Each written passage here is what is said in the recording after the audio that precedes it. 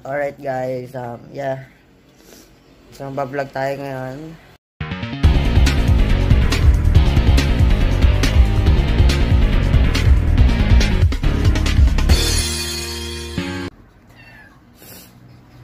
So, kasi di na makapag-intro. Kasi kanina nung umaga, siguro bandang mga 4 nagising ako, is okay pa naman siya. Tapos nung mga 5,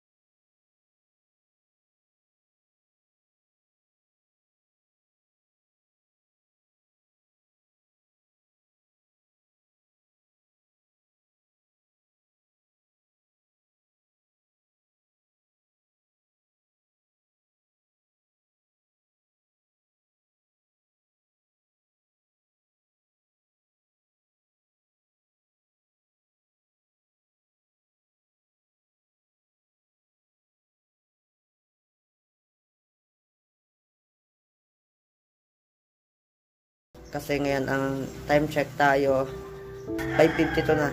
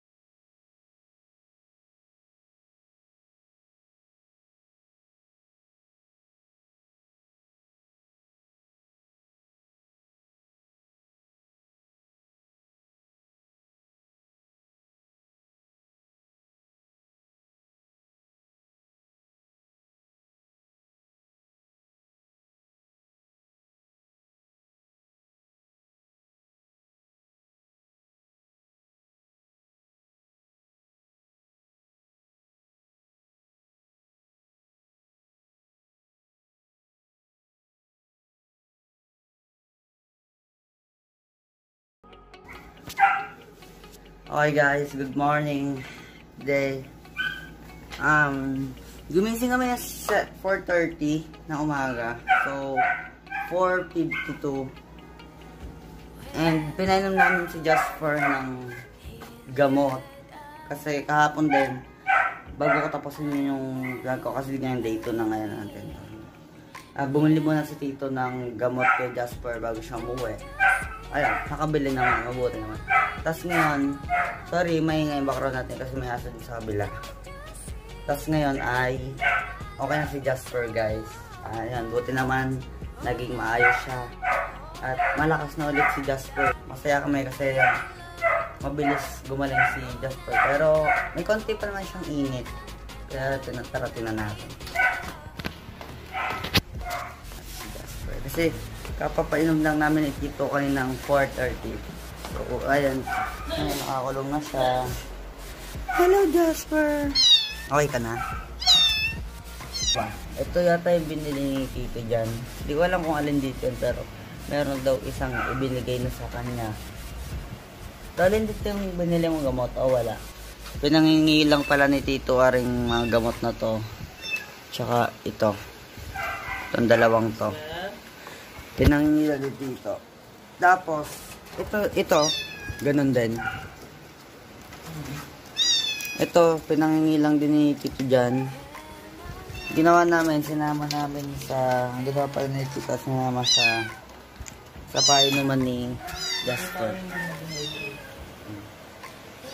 Para siya hindi. Kasi lakas niya na guys eh. May energy na ulit siya dahil di namin mapainom dito. Yun o. Yun, very good. Kasi kahapon talaga kung nag-vlog ako agad tapos nakita yung nasa kulungan, syempre ayoko naman pakitang nandun lang siya. So, hindi talaga siya nainom sa ganito. Tapos, ginawa namin dito bago siya umalis. Itong kanyang painuman, nilagyan namin ng water tapos sugar para uminom siya doon. Tapos hindi rin siya uminom kaya ginamitan ko pa din ito.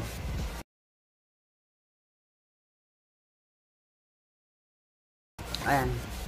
Malit din yung syringe na pinapainom din sa kanya. Hindi na nga lang naubos kasi may energy na ulit. Mga diaper niya. Kay Jasper, ayan naman si Tito kahapon. Tapos alcohol, syempre. Tapos meron din kaming bagong pusa na bigay naman ni Tita Tin. Shoutout sa'yo, Tita Tin. Salamat po dito sa pusa na to. Tingnan nyo. Hello! Okay ka na? That's good. Kaya siya nagkalagnat din dahil yun nga. Napabayaan namin siyang magat-ngat ng tawag dito. Yung mga yung mga ganito. Yung mga basa. Kasi gusto niya ngat-ngatin eh. Dahil syempre pag kinukuha namin, nagagalit siya. Mga gato, mga chinelas, dinidilaan niya. Tapos yung saig yun. Dinidila niya yung mga saig. Kaya din siguro siya nagkalagnat niya.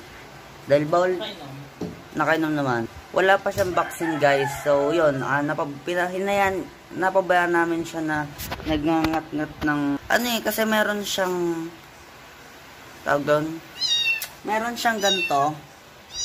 May ganto siya na nasa loob niya, tapos ginangat-ngat niya. Pero malinis naman. Good news, malakas na ulit si Jasper. Kaya pinapainom na, hindi na naubos yung gamot eh. Okay, so kahapon, nung mga bandang 5 yata yun ng hapon. So dumating si Tito Chad, ayun nga, nalaman niya nga ganun yung lagay ni Jasper. Kahapon kasi kung hindi sarado yung clinic, dadali na namin siya sa vet.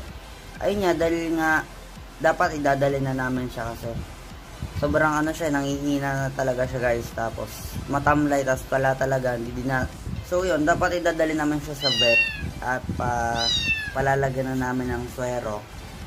Dextrose, ang gano'n. Dapat ni palalagyan na namin kasi nga, sobrang nangihina na nga siya. Tapos, hindi talaga siya, wala talaga siyang Tapos, nabagsak yung kusa yung ulo niya. Sobrang hina na niya. Kaya, buti naman at nakasurvive din siya agad. Masama pala yun. Masama pala yun sa mga dog, no? Na pag hindi pa napapabaksin, yan.